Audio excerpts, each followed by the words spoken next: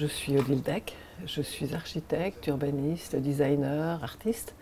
Et présentement, nous sommes dans mon agence, dans mon bureau d'architecture. On est arrivé là-dedans, dans cet espace, en 1993, vous imaginez? Il est complètement vieux, totalement déformé, totalement...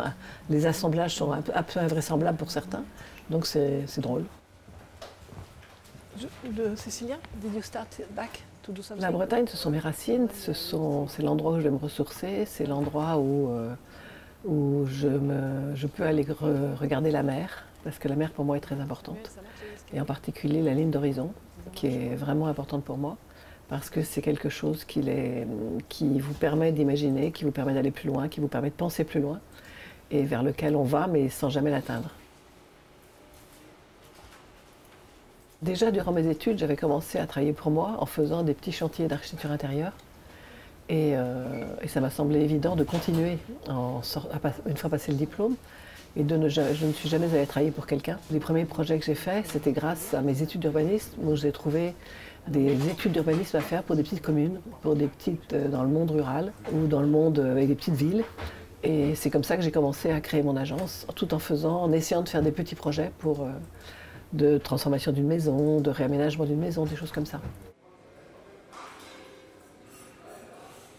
J'ai souvent dit pendant très longtemps que ce qui m'intéressait, c'était le métal et le verre. Parce que j'aime la précision du métal, j'aime la précision de la construction par une structure métallique. J'aime que ce soit juste, que les choses soient justes et ajustées. Et j'aime le verre parce que c'est un matériau formidable avec lequel on peut travailler sur la lumière, on peut travailler sur la façon de jouer des différents filtres de passage de la lumière dans un bâtiment ou de visibilité de l'intérieur vers l'extérieur.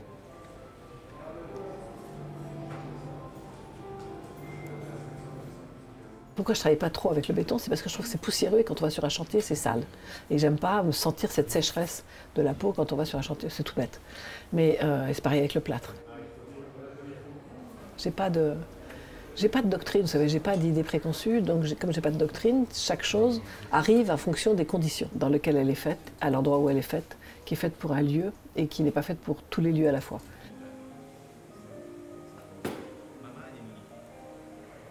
Il n'y a jamais deux chemins identiques dans la façon dont on travaille sur un projet.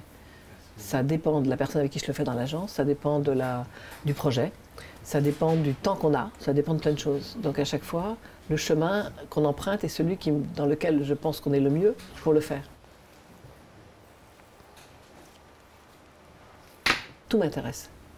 Et tout m'intéresse, surtout ce que je n'ai pas encore fait. Donc tout programme que je n'ai pas encore étudié, tout projet qui est singulier par rapport à un terrain, par rapport à des conditions, par rapport à un client, qu'il soit petit ou grand, tout m'intéresse. Je n'ai pas de sentiment par rapport à ce que les gens disent sur ce que je fais. Ils ont le droit de le dire, ils ont le droit d'avoir une opinion, ils peuvent aimer, pas aimer. Ça me fait plaisir quand les gens les aiment et qu'ils me disent pourquoi ils les aiment, parce que du coup ça devient intéressant. La discussion peut s'engager. Quand les gens ne les aiment pas, j'essaie de parfois comprendre, mais à la limite, ils ne viennent pas me le dire. Ma préoccupation, c'est plus que les gens qui les utilisent se sentent bien dedans. Que les gens qui les utilisent pour qui c'est fait, eux se sentent bien. Je pense que la tôle, elle descend jusqu'en bas, jusqu'au sol. Oui, c'est vraiment un volume. Transmettre, c'est fondamental. Donner à quelqu'un la conviction ou la capacité à agir, ça c'est vraiment fort. So this is the solution.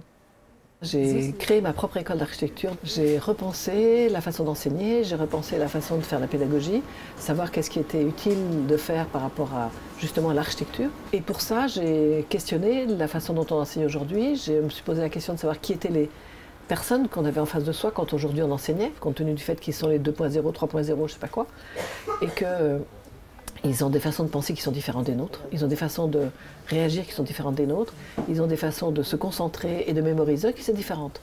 Donc il faut réadapter l'enseignement en général, mais l'enseignement de l'architecture en particulier. Voilà, c'est mieux. Le look n'est pas très important, vous savez. Le look parce que ça fait longtemps que j'ai oublié que j'avais un look. Parce que comme ça fait tellement longtemps que... Mais c'est vrai que je suis habillée en noir et que j'ai toujours été en noir. C'est tellement plus pratique le matin quand vous vous levez parce que vous n'avez plus qu'à toucher la matière et chercher la forme. Et autrement, vous n'avez pas besoin de réfléchir à la couleur. Même si j'utilise des couleurs dans mes bâtiments.